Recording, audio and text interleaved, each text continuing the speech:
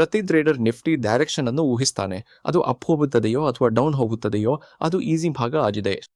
ನಿಜವಾದ ಎಡ್ಜ್ ಎಂದರೆ ಯಾವ ಇಂಪ್ಲೈಡ್ ವಾಲಟಾಲಿಟಿ ನಿಮಗೆ ಎಷ್ಟು ಚಲಿಸಬಹುದು ಎಂದು ಹೇಳುತ್ತದೆಯೋ, ಯಾವ ಸ್ಟ್ರೈಕ್ ಟ್ರೇಡಿಂಗ್ ಮಾಡಲು ಯೋಗ್ಯವಾಗಿದೆಯೋ, ಮಾರ್ಕೆಟ್ ಯಾವ ದಿಕ್ಕಿಗೆ ಒಲವು ತೋರಿಸುತ್ತಿದೆಯೋ ಮತ್ತು ಯಾವ ಎಕ್ಸ್ಪೈರಿ ಹೆಚ್ಚಾಗಿ ಬೆಲೆ ಹಾಕುತ್ತಿದೆಯೋ ಎಂಬುದರಲ್ಲಿದೆ.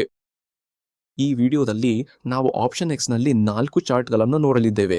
ಅವು ಈ ಪ್ರಶ್ನೆಗೆ ನಿಖರವಾಗಿ ಉತ್ತರಿಸುತ್ತವೆ: term structure, volatility curve, live ATM IV ಮತ್ತು ಲೈವ್ ಸ್ಕ್ಯೂ. ಮತ್ತು ಈ ಪ್ರಯಾಣದಲ್ಲಿ ನಾವು ಈ ಡೇಟಾವನ್ನು ಬಳಸಿಕೊಂಡು 2 ನಿಜವಾದ ಟ್ರೇಡ್ಸ್ ಅನ್ನು ನಿಜವಾಗಿಯೂ ನಿರ್ಮಿಸಿ ಪ್ರೈಸ್ ಮಾಡ್ತೇವೆ. ಕೇವಲ ಸಿದ್ಧಾಂತವಲ್ಲ. ಆದರೆ ಚಾರ್ಟ್ಗಳಿಗೆ ಹೋಗುವ ಮೊದಲು ಇಂಪ್ಲೈಡ್ ವಾಲಟಿಲಿಟಿ ಅಂದರೆ ಏನು ಎಂಬುದನ್ನು ತಿಳಿದುಕೊಳ್ಳೋಣ. ಇಂಪ್ಲೈಡ್ ವಾಲಟೈಲಿಟಿ ಎಂದರೆ ಒಂದು ಆಸ್ತಿ ಫ್ಯೂಚರ್ನಲ್ಲಿ ಎಷ್ಟು ಚಲಿಸಬಹುದು ಎಂಬುದರ ಬಗ್ಗೆ ಮಾರುಕಟ್ಟೆಯ ಫೋರ್ಕಾಸ್ಟ್. ಇದು ಡೈರೆಕ್ಷನ್ ಅನ್ನು ಪ್ರಿಡಿಕ್ಟ್ ಮಾಡುವುದಿಲ್ಲ, ಕೇವಲ ಎಕ್ಸ್ಪೆಕ್ಟೆಡ್ ಮ್ಯಾಗ್ನಿಟ್ಯೂಡ್ ಪ್ರೈಸ್ ಚಲನೆಯನ್ನಷ್ಟೇ ಸೂಚಿಸುತ್ತದೆ. ಸಿಂಪಲ್ ಪದಗಳಲ್ಲಿ ಹೇಳುವುದಾದರೆ ಇಂಪ್ಲೈಡ್ ವಾಲಟೈಲಿಟಿ ಎಂದರೆ ಒಂದು ಆಸ್ತಿಯ ಫ್ಯೂಚರ್ ಪ್ರೈಸ್ ಬಗ್ಗೆ ಮಾರುಕಟ್ಟೆ ಎಷ್ಟು ಅನ್ಸರ್ಟನಿಟಿ ಅಥವಾ ರಿಸ್ಕ್ ಅನುಭವಿಸುತ್ತದೆ ಎಂಬುದರ ಸೂಚಕ. ಹೆಚ್ಚು IV ಎಂದರೆ ಹೆಚ್ಚು ಎಕ್ಸ್ಪೆಕ್ಟೆಡ್ ಮೂವ್ಮೆಂಟ್. ಆಪ್ಷನ್ ಪ್ರೀಮಿಯಂಗಳು IV ಏರಿದಾಗ ಹೆಚ್ಚಾಗ್ತವೆ ಮತ್ತು IV ಇಳಿದಾಗ ಕಡಿಮೆ ಆಗ್ತವೆ. ಇದು IV ಅನ್ನು ಆಪ್ಷನ್ ಪ್ರೈಸಿಂಗ್ನಲ್ಲಿ ಅತ್ಯಂತ ಪ್ರಮುಖ ಅಂಶಗಳಲ್ಲಿ ಒಂದಾಗಿ ಮಾಡುತ್ತದೆ. ಮುಖ್ಯ ಅಂಶಗಳು: IV ಮುಂದಿನ ದೃಷ್ಟಿಯಾಗಿದೆ. IVನು ಆಪ್ಷನ್ ಪ್ರೀಮಿಯಂಗಳನ್ನು ನೇರವಾಗಿ ಪ್ರಭಾವಿಸುತ್ತದೆ. UV ಅನ್ಸರ್ಟನಿಟಿ ಘಟನೆಗಳು ಮತ್ತು ಸುದ್ದಿಗಳ ಸಮಯದಲ್ಲಿ ಇರುತ್ತದೆ. ಮಾರುಕಟ್ಟೆಗಳು ಸ್ಥಿರವಾದಾಗ IV ಇಳಿಯುತ್ತದೆ. ಟ್ರೇಡರ್ಗಳು IVಯನ್ನು ಮಾರ್ಕೆಟ್ ಸೆಂಟಿಮೆಂಟ್ ಅರ್ಥ ಮಾಡಿಕೊಳ್ಳಲು, ಪ್ರೈಸಿಂಗ್ ಅನ್ನು ಇವ್ಯಾಲ್ಯೂಯೇಟ್ ಮಾಡಲು ಮತ್ತು ಆಪರ್ಚುನಿಟೀಸ್ ಗುರುತಿಸಲು ಬಳಸ್ತಾರೆ. ಈಗ ನಾವು IV ನಮಗೆ ಏನು ಹೇಳುತ್ತದೆ ಎಂಬುದು ಗೊತ್ತಾದ ಮೇಲೆ ವಿಭಿನ್ನ ಎಕ್ಸ್ಪೈರೀಸ್ಗಳಲ್ಲಿ IV ಹೋಲಿಸಲು ಸಹಾಯ ಮಾಡುವ ಮೊದಲ ಚಾರ್ಟಿಂದ ಪ್ರಾರಂಭಿಸೋಣ. ಟರ್ಮ್ ಸ್ಟ್ರಕ್ಚರು ಒಂದು ಸ್ಟ್ರೈಕ್ಗೆ ವಿಭಿನ್ನ ಎಕ್ಸ್ಪೈರಿ ದಿನಾಂಕಗಳಲ್ಲಿ IV ಹೇಗೆ ಬದಲಾಗ್ತಿದೆ ಎಂಬುದನ್ನು ತೋರಿಸುತ್ತದೆ. ಯಾವ ಎಕ್ಸ್ಪೈರೀಸ್ಗಳು ದುಬಾರಿ, ಯಾವುವು ಅಗ್ಗ ಮತ್ತು ಅದು ನಿಜವಾದ ಟ್ರೇಡಿಂಗ್ ಚಟುವಟಿಕೆಯಿಂದ ಬ್ಯಾಕ್ಟ್ ಆಗಿದೆಯಾ ಇಲ್ಲವೇ ಎಂಬುದನ್ನು ಬಹಿರಂಗಪಡಿಸುತ್ತಿದೆ. ಇದು ಟರ್ಮ್ ಸ್ಟ್ರಕ್ಚರ್ ಚಾರ್ಟ್ ಆಗಿವೆ. ಇದು ಮಾಡೋದು ತುಂಬ ಸಿಂಪಲ್. ಇದು ನಿಮಗೆ ಒನ್ ಡೇ ಸ್ಟ್ರೈಕ್ ಅಂದರೆ ATM ಸ್ಟ್ರೈಕ್ ಪ್ರತಿ ಎಕ್ಸ್ಪೈರಿಯಲ್ಲಿಯೂ IV ಅನ್ನು ಒಟ್ಟಿಗೆ ತೋರಿಸ್ತದೆ. ಹೀಗಾಗಿ ಹಿಂದಿನ ಎಕ್ಸ್ಪೈರಿ ಮಾತ್ರ ನೋಡೋಲಿಕ್ಕಿಂತ ನೀವು ಜುಲೈ 7, ಜುಲೈ 14, ಜುಲೈ 21, ಸೆಪ್ಟೆಂಬರ್ವರೆಗೆ ಎಲ್ಲವನ್ನು ಒಂದೇ ಸ್ಕ್ರೀನ್ ಮೇಲೆ ನೋಡಬಹುದು. IV ರೇಖೆ ಜೊತೆಗೆ ಪ್ರತಿ ಎಕ್ಸ್ಪೈರಿ ಕೆಳಗೆ 2 ಬಾರ್ಗಳನ್ನು ನೀವು ನೋಡಬಹುದು. ಕಾಲ್ ಓಪನ್ ಇಂಟ್ರೆಸ್ಟ್ಗೆ ರೆಡ್ ಬಾರ್ ಮತ್ತು ಪುಟ್ ಓಪನ್ ಇಂಟ್ರೆಸ್ಟ್ಗೆ ಗ್ರೀನ್ ಬಾರ್. ಓಪನ್ ಇಂಟ್ರೆಸ್ಟ್ ಎಂದರೆ ಆ ಎಕ್ಸ್ಪೈರಿ ಮೇಲೆ ಈಗ ಎಷ್ಟು ಜನರು ನಿಜವಾಗಿಯೂ ಸ್ಥಾನಗಳನ್ನು ಹಿಡಿದಿದ್ದಾರೆ ಎಂಬುದನ್ನು ಸೂಚಿಸುತ್ತದೆ. ಈಗ ಈ ಚಾರ್ಟ್ ಮೇಲೆ 2 ಎಕ್ಸ್ಪೈರೀಸ್ ನೋಡಿ, ಜುಲೈ 28 ಮತ್ತು ಆಗಸ್ಟ್ 25. ಎರಡಕ್ಕೂ ನಿಜವಾದ ಕಾಲ್ ಮತ್ತು ಪುಟ್ ಓಪನ್ ಇಂಟ್ರೆಸ್ಟ್ ಇದೆ. ಅಂದರೆ ನಿಜವಾದ ಜನರು ಈ ಎಕ್ಸ್ಪೈರೀಸ್ಗಳಲ್ಲಿ ವ್ಯವಹಾರ ಮಾಡುತ್ತಿದ್ದಾರೆ. ಇದೇ ಸ್ಟ್ರೈಕ್ನಲ್ಲಿ 24,350ರಲ್ಲಿ ಒಂದು ನಿಜವಾದ ಟ್ರೇಡ್ ನಿರ್ಮಿಸಲಾಗಿದೆ. ನಾವು ಜುಲೈ 28 ಕಾಲ್ ಅನ್ನು $32 ಸೆಲ್ ಮಾಡಿದ್ದೇವೆ ಮತ್ತು ಆಗಸ್ಟ್ 25 ಕಾಲ್ ಅನ್ನು $544 ಬೈ ಮಾಡಿದ್ದೇವೆ. ಇದನ್ನು ಕ್ಯಾಲೆಂಡರ್ ಸ್ಪ್ರೆಡ್ ಅಂತ ಕರೀತಾರೆ. ನಾವು ದೂರದ ಎಕ್ಸ್ಪೈರಿಯನ್ನು ಬೈಯಿಂಗ್ ಮಾಡ್ತಿದ್ದೇವೆ ಮತ್ತು ಹತ್ತಿರದದನ್ನು ಸೆಲ್ಲಿಂಗ್ ಮಾಡ್ತಿದ್ದೇವೆ. ಏಕೆಂದರೆ ಹತ್ತಿರದ ಎಕ್ಸ್ಪೈರಿ ಇದ್ದಷ್ಟು ಬೇಗ ಅದು ತನ್ನ ಟೈಮ್ ವ್ಯಾಲ್ಯೂವನ್ನು ಕಳೆದುಕೊಳ್ಳುತ್ತೆ, ಆದರೆ ದೂರದ ಎಕ್ಸ್ಪೈರಿ ಮೌಲ್ಯವನ್ನು ತುಂಬ ನಿಧಾನವಾಗಿ ಕಳೆದುಕೊಳ್ಳುತ್ತೆ ಮತ್ತು ಆ ಗ್ಯಾಪ್ನಲ್ಲಿಯೇ ಪ್ರಾಫಿಟ್ ಬರುತ್ತೆ. ಹಾಗಾಗಿ ಈ ಚಾರ್ಟ್ ಕೇವಲ ಯಾವ ಎಕ್ಸ್ಪೈರಿಯ IV ದುಬಾರಿಯಾಗಿದೆ ಎಂಬುದನ್ನಷ್ಟೇ ತೋರಿಸೋದಿಲ್ಲ, ಎಲ್ಲಿ ನಿಜವಾದ ಟ್ರೇಡಬಲ್ ಸ್ಟ್ರಾಟಜಿ ನಿರ್ಮಿಸಬಹುದು ಎಂಬುದನ್ನು ಇದು ತೋರಿಸುತ್ತೆ. ವಿಭಿನ್ನ ಎಕ್ಸ್ಪೈರೀಸ್ಗಳಲ್ಲಿ IV ಹೇಗೆ ಬದಲಾಗುತ್ತದೆ ಎಂಬುದನ್ನು ನಾವು ಈಗಾಗಲೇ ಹೋಲಿಸಿದ್ದೇವೆ. ಈಗ ನಾವು ಪರ್ಸ್ಪೆಕ್ಟಿವ್ ತಿರುಗಿಸಾರ ಎಕ್ಸ್ಪೈರಿಯನ್ನು ಬದಲಾಯಿಸುವ ಬದಲು ಅದನ್ನು ಸ್ಥಿರವಾಗಿಟ್ಕೊಂಡು ವಿಭಿನ್ನ ಸ್ಟ್ರೈಕ್ಸ್ಗಳಲ್ಲಿ IV ಹೇಗೆ ಬದಲಾಗುತ್ತೆ ಎಂಬುದನ್ನು ನೋಡೋಣ. ಅದು ನಿಖರವಾಗಿ ವಾಲಟಿಲಿಟಿ ಕರ್ವ್ ತೋರಿಸುತ್ತದೆ.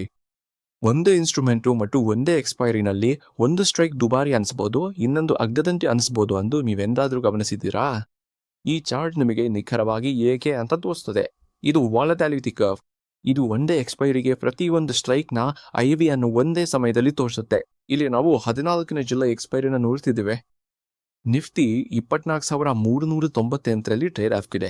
ಆದ್ದರಿಂದ ATM ಸ್ಟ್ರೈಕ್ 24,400 ಆಗಿದ್ದು ಅಲ್ಲಿ IV 10.19% ಇದೆ. ಕನಿಷ್ಠ IV ATM ಸ್ಟ್ರೈಕ್ ಹತ್ತಿರದಲ್ಲೇ ಇರ್ತದೆ ಮತ್ತು ನೀವು ಎರಡೂ ಕಡೆ ದೂರ ಹೋಗ್ತಿದ್ದಂತೆ ನಿಧಾನವಾಗಿ ಇರ್ತದೆ. ದೂರದ ಪುಟ್ ಭಾಗದಲ್ಲಿ 21,400 ಸ್ಟ್ರೈಕ್ 34.4% IV ಹೊಂದಿದೆ. ಆದರೆ ದೂರದ ಕಾಲ್ ಭಾಗದಲ್ಲಿ 26,300 ಸ್ಟ್ರೈಕ್ 20.54% IV ಹೊಂದಿದೆ. ಇದರಿಂದ ನಮಗೆ ಗೊತ್ತಾಗೋದೇನೆಂದರೆ ಕರೆಂಟ್ ಪ್ರೈಸಿಂದ ದೂರದಲ್ಲಿರುವ ಸ್ಟ್ರೈಕ್ಸ್ನ ಆಪ್ಷನ್ಸ್ಗಳು ATM ಹತ್ತಿರದ ಆಪ್ಷನ್ಸ್ಗಳಿಗಿಂತ ಹೆಚ್ಚು ಅನ್ಸರ್ಟನಿಟಿಯೊಂದಿಗೆ ಬೆಲೆ ನಿಗದಿಯಾಗಿವೆ. ಈಗ ನಾವು ಈ ಎಕ್ಸ್ಪೈರಿ ಬಳಸಿ ನಿಜವಾದ ಒಂದು ಟ್ರೇಡ್ ನಿರ್ಮಿಸೋಣ. ನಾವು 24,300 ಪುಟ್ಟನ್ನು 109 ರೂಪಿಗೆ ಸೆಲ್ ಮಾಡ್ತೇವೆ ಮತ್ತು 24,100 ಪುಟ್ಟನ್ನು 42 ರೂಪಿಗೆ ಬೈ ಮಾಡ್ತೇವೆ. ಇದರಿಂದ ಒಂದು ಬುಲ್ ಪುಟ್ ಸ್ಪ್ರೆಡ್ ರೂಪುಗೊಳ್ಳುತ್ತದೆ. ಇದು ನಮಗೆ 61 ರೂಪಾಯಿ ನೆಟ್ ಕ್ರೆಡಿಟ್ ನೀಡ್ತದೆ. ಇದು ಮ್ಯಾಕ್ಸಿಮಮ್ ಪ್ರಾಫಿಟ್ ಕೂಡ ಆಗ್ತದೆ. ನಿಫ್ಟಿ 24,300ಕ್ಕಿಂತ ಮೇಲೆ ಎಕ್ಸ್ಪೈರಿ ಸಮಯದಲ್ಲಿ ಉಳಿದರೆ.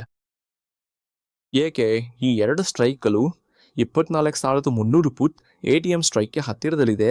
ಆದ್ರಿಂದ ಇದು ರಿಚರ್ ಪ್ರೀಮಿಯಂ ಅನ್ನು ಹೊಂದಿರ್ತದೆ ಮತ್ತು ವೇಗವಾಗಿ ಟೈಮ್ ಡಿಕೆಯನ್ನು ಅನುಭವಿಸ್ತದೆ. ಇದು ಸೆಲ್ ಮಾಡಲು ಐಡಿಯಲ್ ಆಪ್ಷನ್ ಆಗಿದೆ. 24,100 ಪುಟ್ಟನ್ನು ಸ್ಥಾನದ ಮ್ಯಾಕ್ಸಿಮಮ್ ರಿಸ್ಕ್ ಅನ್ನು ಡಿಫೈನ್ ಮಾಡಿ ಕ್ಯಾಪ್ ಮಾಡಲು ಹೆಚ್ಚಾಗಿ ಖರೀದಿಸಲಾಗುತ್ತದೆ. ಹೀಗಾಗಿ ಈ ಚಾರ್ಟ್ ನಿಮಗೆ IB ಹೇಗೆ ಸ್ಟ್ರೈಕ್ಸ್ಗಳಲ್ಲಿ ಬದಲಾಗ್ತದೆ ಎಂಬುದನ್ನು ಮಾತ್ರವಲ್ಲ, ಪ್ರೀಮಿಯಮ್ಸ್ ಎಲ್ಲೆಲ್ಲಿ ರಿಲೇಟಿವ್ಲಿ ರಿಚರ್ ಆಗಿವೆ ಎಂಬುದನ್ನು ಗುರುತಿಸಲು ಸಹಾಯ ಮಾಡುತ್ತದೆ, ವಿಭಿನ್ನ ಸ್ಟ್ರೈಕ್ಸ್ಗಳಿಗೆ ಹೇಗೆ ಬೆಲೆ ನಿಗದಿಯಾಗಿವೆ ಎಂಬುದನ್ನು ಅರ್ಥ ಮಾಡಿಕೊಳ್ಳಲು ಸಹಾಯ ಮಾಡುತ್ತದೆ ಮತ್ತು ಆ ಮಾಹಿತಿಯನ್ನು ಬಳಸಿ ಸ್ಪಷ್ಟವಾಗಿ ರಿಸ್ಕ್ ಮತ್ತು ರಿವಾರ್ಡ್ಗಳ ನಿರ್ಧರಿಸಿದ ನಿಜವಾದ ಆಪ್ಷನ್ ಸ್ಟ್ರಾಟಜಿ ನಿರ್ಮಿಸಲು ಸಹಾಯ ಮಾಡುತ್ತದೆ. ಹೀಗಾಗಿ ಈ ಚಾರ್ಟ್ ನಿಮಗೆ ಯಾವ ಸ್ಟ್ರೈಕ್ ದುಬಾರಿ ಎಂದು ಮಾತ್ರ ತೋರಿಸುವುದಿಲ್ಲ, ಮಾರುಕಟ್ಟೆಗೆ ನಿಜವಾದ ಬಯಸ್ ಎಲ್ಲಿದೆ ಎಂಬುದನ್ನು ತೋರಿಸುತ್ತದೆ ಮತ್ತು ನಿಜವಾದ ಟ್ರೇಡ್ ಅನ್ನು ಪ್ಲಾನ್ ಮತ್ತು ಪ್ರೈಸ್ ಮಾಡಲು ಬೇಕಾದ ಎಲ್ಲವನ್ನು ನಿಮಗೆ ನೀಡುತ್ತದೆ. ಈಗ ನಾವು ಒಂದು ಎಕ್ಸ್ಪೈರಿ ಮತ್ತು ಒಂದು ಸ್ಟ್ರೈಕ್ ಆಯ್ಕೆ ಮಾಡಿದ್ದೇವೆ. ಟ್ರೇಡ್ಗೆ ಪ್ರವೇಶಿಸುವ ಮೊದಲು ಇನ್ನೊಂದು ಮುಖ್ಯವಾದ ಪ್ರಶ್ನೆ ಇದೆ. ಇಲ್ಲಿಂದ ಇಂಡೆಕ್ಸ್ ಎಷ್ಟು ಮೂವಿಂಗ್ ಆಗ್ತಾನೆ ಎಂದು ನಿರೀಕ್ಷಿಸುತ್ತಿದ್ದೇವೆ. ಅದಕ್ಕಾಗಿಯೇ ಲೈವ್ ATMI ಉಪಯೋಗವಾಗುತ್ತದೆ. ಈ ಚಾರ್ಟ್ ಒಂದು ಸಂಖ್ಯೆಯನ್ನ ಲೈವ್ ಟ್ರ್ಯಾಕ್ ಮಾಡುತ್ತದೆ. ದಿನದಾದ್ಯಂತ ATM ಸ್ಟ್ರೈಕ್ IB. ಈಗ ನಿಫ್ಟಿ 24,423 ಮತ್ತು ATM IB 11.59% ಎಂದು ತೋರಿಸುತ್ತದೆ. ದಿನದಾದ್ಯಂತ ಇದು 11.38% ಮತ್ತು 14% ನಡುವೆ ಮೂವಿಂಗ್ ಆಯಿತು. ಇದು ಬೆಳಗ್ಗೆ ಏರಿತು, ನಂತರ ಸೆಷನ್ ಮೂಲಕ ಡೌನ್ ಆಯಿತು. ನಾವಿಲ್ಲಿ ಎಕ್ಸ್ಪೈರಿಯಿಂದ ಕೇವಲ ಒಂದು ದಿನ ದೂರದಲ್ಲಿರುವುದರಿಂದ ಪ್ರೈಸ್ ಬಾರಿ IB ಬಾರಿ ಉಳಿದ ದಿನಗಳನ್ನು 365ರಿಂದ ಭಾಗಿಸಿ ಬರುವ ಸ್ಕ್ವೇರ್ ರೂಟ್ ಅನ್ನು ಕ್ಯಾಲ್ಕುಲೇಟ್ ಮಾಡಿ ಎಕ್ಸ್ಪೆಕ್ಟೆಡ್ ಮೂವ್ ಕಂಡುಹಿಡಿಯಲು ಇದು ಉತ್ತಮ ಕ್ಷಣವಾಗಿದೆ. ಎಕ್ಸ್ಪೈರಿಗೆ ಕೇವಲ ಒಂದು ದಿನ ಬಾಕಿ ಇರುವಾಗ ಇದು ಎರಡೂ ಬದಿಯಲ್ಲಿ 150 ರೂಪಾಯಿಗಳಿಗಿಂತ ಸ್ವಲ್ಪ ಕಡಿಮೆ ಎಕ್ಸ್ಪೆಕ್ಟೆಡ್ ರೇಂಜ್ ನೀಡುತ್ತದೆ. ಇದರಲ್ಲಿ ಅರ್ಥವಿದೆ. ನಾವು ಎಕ್ಸ್ಪೈರಿ ಹತ್ತಿರವಾಗ್ತಾ ಹೋದಂತೆ ಎಕ್ಸ್ಪೆಕ್ಟೆಡ್ ಮೂವ್ ಚಿಕ್ಕದಾಗ್ತಾ ಹೋಗ್ತದೆ. IB ಇನ್ನೂ ತುಂಬಾ ಹೈ ಇದ್ರೂ ಸಹ. ಇನ್ನೊಂದು ವಿಷಯ ಗಮನಿಸಿ, IB 14% ಹತ್ತಿರ ಪ್ರಾರಂಭವಾಯಿತು, ನಂತರ ದಿನದಾದ್ಯಂತ ಪ್ರೈಸ್ ಕನ್ಸಾಲಿಡೇಟ್ ಆದಂತೆ ನಿಧಾನವಾಗಿ ಇಳಿಯಿತು.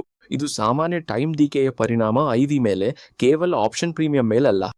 ನಾವು ಎಕ್ಸ್ಪೈರಿಗೆ ಹತ್ತಿರವಾಗುತ್ತಾ ಹೋದಂತೆ ದೊಡ್ಡ ಸರ್ಪ್ರೈಸ್ಗೆ ಅವಕಾಶ ಕಡಿಮೆ ಆಗ್ತದೆ. ಆದ್ದರಿಂದ IB ಸಹಜವಾಗಿ ಇಳಿತದೆ, ಯಾವುದೇ ಡ್ರಾಮ್ಯಾಟಿಕ್ ಆಗದಿದ್ರೆ. ಆಪ್ಷನ್ ಚೈನ್ನ ಮೇಲ್ಭಾಗದಲ್ಲಿ ನೀವು IB ರ್ಯಾಂಕ್ ಎಂಬುದನ್ನು ಸಹ ಗಮನಿಸ್ತೀರಿ. ಇಂದಿನ IB ಅದರ ಇತ್ತೀಚಿನ ಇತಿಹಾಸಕ್ಕೆ ಹೋಲಿಸಿದರೆ ಅಗ್ಗವಾಗಿದೆಯೇ ಅಥವಾ ದುಬಾರಿಯಾಗಿದೆಯೇ ಎಂದು ಇದು ನಿಮಗೆ ಹೇಳುತ್ತದೆ. ಕೇವಲ IB ಸಂಖ್ಯೆ ಏನು ಎಂಬುದಷ್ಟೇ ಅಲ್ಲ, ಆದರೆ ಆ ಸಂಖ್ಯೆಯು ಈ ಉಪಕರಣಕ್ಕೆ ತುಲನಾತ್ಮಕವಾಗಿ ಹೈ ಅಥವಾ ಲೋ ಆಗಿದೆಯೇ ಎಂಬುದನ್ನು ಸಹ ಹೇಳುತ್ತದೆ. ಇಲ್ಲಿ IB ರ್ಯಾಂಕ್ 14.84% ಆಗಿದೆ. ಒಂದು ಸಿಂಪಲ್ ಮಾಪಕವನ್ನು ಬಳಸಿದರೆ 0ರಿಂದ 20ರವರೆಗೆ ತುಂಬಾ ಲೋ, 20ರಿಂದ 40ರವರೆಗೆ ಲೋ, 40ರಿಂದ 60ರವರೆಗೆ ಸಾಮಾನ್ಯ, 60ರಿಂದ 70ರವರೆಗೆ ಹೈ ಮತ್ತು 70ರಿಂದ 100ರವರೆಗೆ ತುಂಬಾ ಹೈ ಆಗಿರುತ್ತೆ. ಇದು ತುಂಬಾ ಲೋ ವಲಯಕ್ಕೆ ಬರ್ತದೆ. ಇದು ಸಾಮಾನ್ಯವಾಗಿ ಆಪ್ಷನ್ ಪ್ರೀಮಿಯಂಗಳು ಈಗ ರಿಲೇಟಿವ್ಲಿ ಅಗ್ಗವಾಗಿವೆ ಎಂದರ್ಥ. ಇದು ಸಾಮಾನ್ಯವಾಗಿ ಆಪ್ಷನ್ಸ್ ಖರೀದಿಸುವುದನ್ನು ಮಾರಾಟಕ್ಕಿಂತ ಹೆಚ್ಚು ಅನುಕೂಲಕರವಾಗಿಸುತ್ತೆ. ಹೀಗಾಗಿ ಈ ಚಾರ್ಟ್ ನಿಮಗೆ 3 ವಿಷಯಗಳನ್ನು ಒಟ್ಟಿಗೆ ಹೇಳ್ತದೆ. ಎಷ್ಟು ಚಲನೆ ನಿರೀಕ್ಷಿಸಬಹುದು, ಆ ನಿರೀಕ್ಷೆ ಹೆಚ್ಚುತ್ತಿದೆ ಅಥವಾ ಕಡಿಮೆ ಆಗುತ್ತಿದೆ ಎಂಬುದು, ಮತ್ತು IB ಸ್ವತಃ ಈಗ ಅಗ್ಗವೋ ಅಥವಾ ದುಬಾರಿಯೋ ಎಂಬುದು. ನಾವು ಈಗಾಗಲೇ ಎಕ್ಸ್ಪೈರಿ ಆಯ್ಕೆ ಮಾಡಿದ್ದೇವೆ, ಸ್ಟ್ರೈಕ್ ಆಯ್ಕೆ ಮಾಡಿದ್ದೇವೆ ಮತ್ತು ಎಕ್ಸ್ಪೆಕ್ಟೆಡ್ ಮೂವ್ಮೆಂಟ್ ಅಂದಾಜಿಸಿದ್ದೇವೆ. ಇನ್ನೂ ಒಂದು ಕೊನೆಯ ಪ್ರಶ್ನೆ ಮಾತ್ರ ಉಳಿದಿದೆ. ವ್ಯಾಪಾರಿಗಳ ಹಣ ಯಾವ ಬದಿಗೆ ಹರಿಯುತ್ತಿದೆ, ಕಾಲ್ಸ್ ಅಥವಾ ಪುಟ್ಸ್? ನಾವು ಅದನ್ನು ಲೈವ್ ಸ್ಕ್ಯೂ ಬಳಸಿ ಉತ್ತರಿಸಾರ. ನಾವು ಈಗಾಗಲೇ ವಾಲಟಾಲಿಟಿ ಕರ್ವ್ ಮೇಲೆ ಕಾಲ್ಸ್ಗಿಂತ ಪುಟ್ಸ್ಗಳಿಗೆ ರಿಚರ್ IBನಲ್ಲಿ ವ್ಯಾಪಾರವಾಗ್ತಿರೋದನ್ನು ನೋಡಿದ್ದೇವೆ. ಲೈವ್ ಸ್ಕ್ಯೂ ಎಂದರೆ ಈ ವ್ಯತ್ಯಾಸವನ್ನು ದಿನಪೂರ ನಿರಂತರವಾಗಿ ಟ್ರ್ಯಾಕ್ ಮಾಡೋ ಚಾರ್ಟ್. ಇದು ನಿಫ್ಟಿ ನಂತರ ಡೆಲ್ಟಾಗೆ ಸಂಬಂಧಿಸಿದ ಲೈವ್ ಸ್ಕ್ಯೂ. ಈಗಿದು 5.37% ಅನ್ನು ತೋರಿಸುತ್ತದೆ ಮತ್ತು ದಿನದೊಳಗೆ ಇದು 2.5 ಮತ್ತು 5.37% ನಡುವೆ ಚಲಿಸಿದೆ. ಹೆಚ್ಚಿನ ಸಮಯದಲ್ಲಿ ಸ್ಕ್ಯೂ ಪ್ರೈಸ್ ಜೊತೆಗೆ ಚಲಿಸುತ್ತೆ. ಆದರೆ ಈ ಚಾರ್ಟ್ ಕೊನೆಯಲ್ಲಿ ನೋಡಿ, ನಿಫ್ಟಿ ಬಹುಶಃ ಚಲಿಸುವುದಿಲ್ಲ, ಆದರೂ ಸ್ಕ್ಯೂ ಅಚಾನಕ್ 5.37%ಗೆ ಹಾರುತ್ತದೆ. ಇದು ನಮಗೆ ಹೇಳುವುದು ವ್ಯಾಪಾರಿಗಳು ಇಂಡೆಕ್ಸ್ನಲ್ಲಿ ದೊಡ್ಡ ಚಲನೆ ಇಲ್ಲದಿದ್ದು ಸಹ ಡೌನ್ ಸೈಡ್ ಪ್ರೊಟೆಕ್ಷನ್ಗೆ ಹೆಚ್ಚು ಪಾವತಿಸಲು ಸಿದ್ಧರಾಗುತ್ತಿದ್ದಾರೆ ಎಂಬುದನ್ನು. ಈಗ ಇದನ್ನು ಮತ್ತೆ ನಮ್ಮ ಬುಲ್ ಪುಟ್ ಸ್ಪ್ರೆಡ್ಗೆ ಸಂಪರ್ಕಿಸಿ. ಏರುತ್ತಿರುವ ಸ್ಕ್ಯೂ ಎಂದರೆ ಪುಟ್ ಆಪ್ಷನ್ಸ್ಗಳು ಹೆಚ್ಚು ರಿಲೇಟಿವ್ಲಿ ರಿಚರ್ ಆಗ್ತಿವೆ. ಇದು ನಿಖರವಾಗಿ ಪುಟ್ಸ್ ಮಾರಾಟ ಮಾಡಲು ಹೆಚ್ಚು ಆಕರ್ಷಕವಾಗುವ ಪರಿಸ್ಥಿತಿ, ಏಕೆಂದರೆ ಸಂಗ್ರಹಿಸಲಾಗುತ್ತಿರುವ ಪ್ರೀಮಿಯಮ್ಸ್ಗಳು ಉತ್ತಮವಾಗುತ್ತಿವೆ. ಹಾಗಾಗಿ ಈ ಚಾರ್ಟ್ ವಾಲಟಾಲಿಟಿ ಕರ್ವ್ ಏನು ತೋರಿಸಿತು ಎಂಬುದನ್ನು ಕೇವಲ ಕನ್ಫರ್ಮ್ ಮಾಡೋದಿಲ್ಲ, ಇದು ನಿಖರವಾಗಿ ನಿಮಗೆ ಹೇಳ್ತದೆ ಯಾವಾಗ ಆ ಪುಟ್ ಸೈಜ್ ಶ್ರೀಮಂತಿಕೆಯು ನೈಜ ಸಮಯದಲ್ಲಿ ನಿರ್ಮಾಣವಾಗುತ್ತಿದೆ ಎಂದು. ಟರ್ನ್ ಸ್ಟ್ರಕ್ಚರ್ ನಮಗೆ ಎಕ್ಸ್ಪೈರಿಯನ್ನು ಗುರುತಿಸಲು ಸಹಾಯ ಮಾಡಿತು. ಅದು ಕ್ಯಾಲೆಂಡರ್ ಸ್ಪ್ರೆಡ್ಗೆ ಸೂಕ್ತವಾಗಿದೆ. ವಾಲಟಿಲಿಟಿ ಕರ್ವ್ ನಮಗೆ ಸ್ಟ್ರೈಕ್ ಆಯ್ಕೆ ಮಾಡಲು ಮತ್ತು ಬುಲ್ ಪುಟ್ ಸ್ಪ್ರೆಡ್ ನಿರ್ಮಿಸಲು ಸಹಾಯ ಮಾಡಿತು. ಲೈವ್ ATMEV ಅಂದಾಜು ಮಾಡಿದ್ದು ಎಕ್ಸ್ಪೆಕ್ಟೆಡ್ ಮೂಮೆಂಟ್ ಅನ್ನು ಮತ್ತು ತೋರಿಸಿತು. IV ಸ್ವತಃ ರಿಲೇಟಿವ್ಲಿ ಕಡಿಮೆಯೋ ಅಥವಾ ದುಬಾರಿಯೋ ಎಂದು ಮತ್ತು ಲೈವ್ ಸ್ಕ್ಯೂ ದೃಢೀಕರಿಸಿತು ರಿಯಲ್ ಟೈಮ್ ಡಿಮ್ಯಾಂಡ್ ಅನ್ನು ಡೌನ್ ಸೈಡ್ ಪ್ರೊಟೆಕ್ಷನ್ಗೆ. ಬಹುತೇಕ ವ್ಯಾಪಾರಿಗಳು ಮಾರ್ಕೆಟ್ ಅಪ್ ಹೋಗುತ್ತದೆಯೋ ಅಥವಾ ಡೌನ್ ಹೋಗುತ್ತದೆ ಎಂದು ಊಹಿಸುವಲ್ಲಿ ನಿಲ್ಲುತ್ತಾರೆ. ಈಗ ನಿಮಗೆ ಒಂದು ಹೆಜ್ಜೆ ಮುಂದೆ ಹೋಗುವುದು ಹೇಗೆ ಎಂದು ತಿಳಿದಿದೆ. ಆಪ್ಷನ್ಸ್ ಮಾರ್ಕೆಟ್ ಯಾವ ಪ್ರೈಸ್ ಅನ್ನು ನಿಗದಿ ಮಾಡುತ್ತಿದೆ ಎಂಬುದನ್ನು ಅರ್ಥ ಮಾಡಿಕೊಂಡು ಆ ಮಾಹಿತಿಯನ್ನು ಬಳಸಿ ಆಪ್ಷನ್ ಎಕ್ಸ್ನ IV ಚಾರ್ಟ್ಸ್ಗಳ ಸಹಾಯದಿಂದ ಹೆಚ್ಚು ಸ್ಮಾರ್ಟ್ ಟ್ರೇಡ್ಸ್ ನಿರ್ಮಿಸುವುದು. ಇಂತಹ ಇನ್ನಷ್ಟು ಮಾಹಿತಿ ನೀಡುವ ವಿಡಿಯೋಸ್ಗಾಗಿ ಸಬ್ಸ್ಕ್ರೈಬ್ ಮಾಡಿ.